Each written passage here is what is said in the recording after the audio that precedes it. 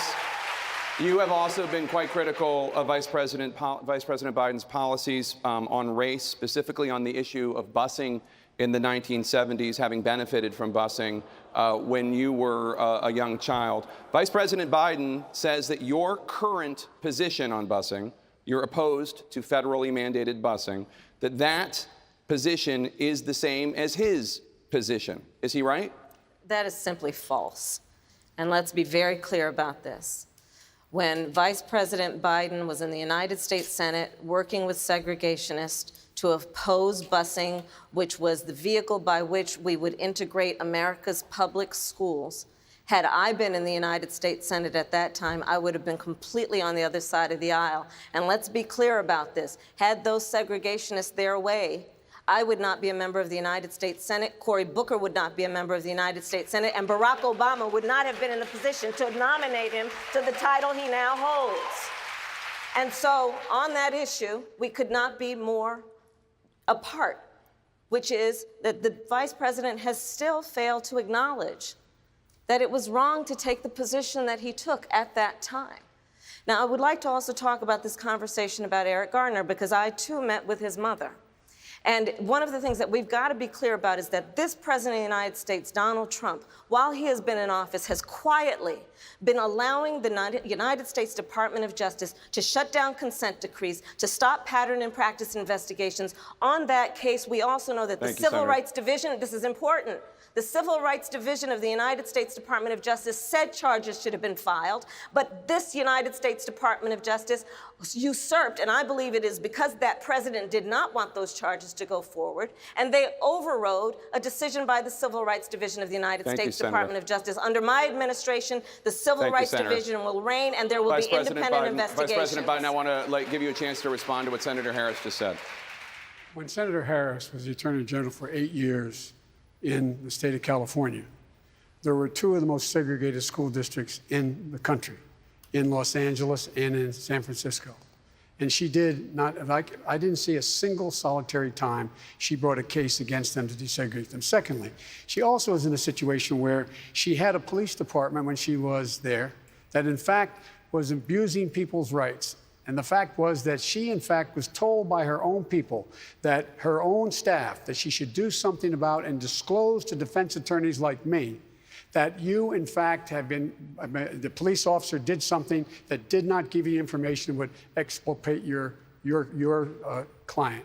She didn't do that. She never did it. And so what happened? Along came a federal judge and said, enough, enough, and he freed 1,000 of these people. If you doubt me, Google 1,000 prisoners freed, Kamala Harris. Thank you, Vice President Biden. Senator Harris, your response?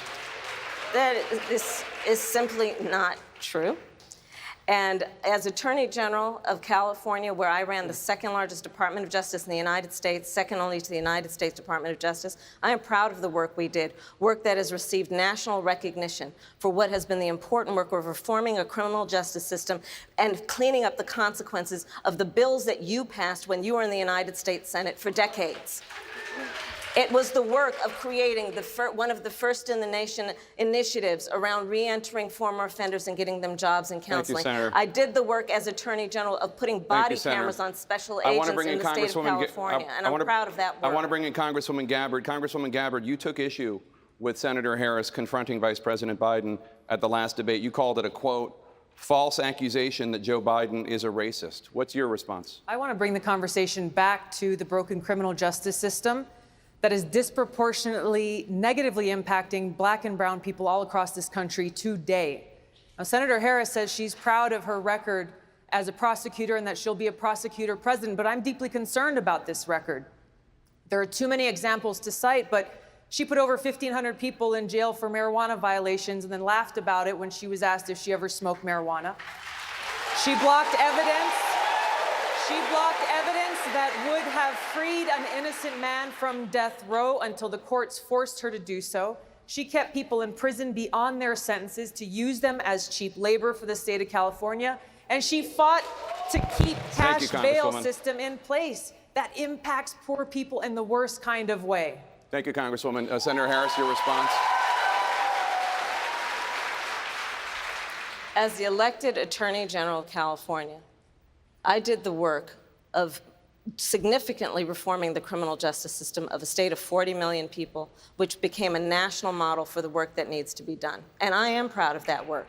And I am proud of making a decision to not just give fancy speeches or be in a legislative body and give speeches on the floor, but actually doing the work of being in the position to use the power that I had to reform a system that is badly in need of reform. That is why we created initiatives that were about reentering former offenders and getting them counseling. It is why, and because I know that criminal justice system is so broken, that I am an advocate for what we need to do to not only decriminalize, but legalize marijuana in the United States. I want to bring Congresswoman Gabbard back in. Your response, ma'am? The bottom line is, Senator Harris, when you were in a position to make a difference and an impact in these people's lives, you did not. And worse yet, in the case of those who were on death row, innocent people, you actually blocked evidence from being revealed that would have freed them until you were forced to do so. There is no excuse for that. And the people who suffered under your reign as prosecutor, you owe them an apology. Senator Harris. My entire career, I have been personally opposed to the death penalty, and that has never changed. And I dare anybody who is in a position to make that decision, to face the people I have faced, to say, I will not seek the death penalty. That is my background. That is my work. I am proud of it. I think you can judge people by when they are under fire, and it's not about some fancy opinion on a stage, but when they're in the position to actually make a decision, what do they do? When I was in the position of having to decide whether or not to seek a death penalty on cases I prosecuted, I made a very difficult decision that was not popular to not seek the death penalty. History shows that, and I am proud of those decisions. Senator Harris, thank you very much.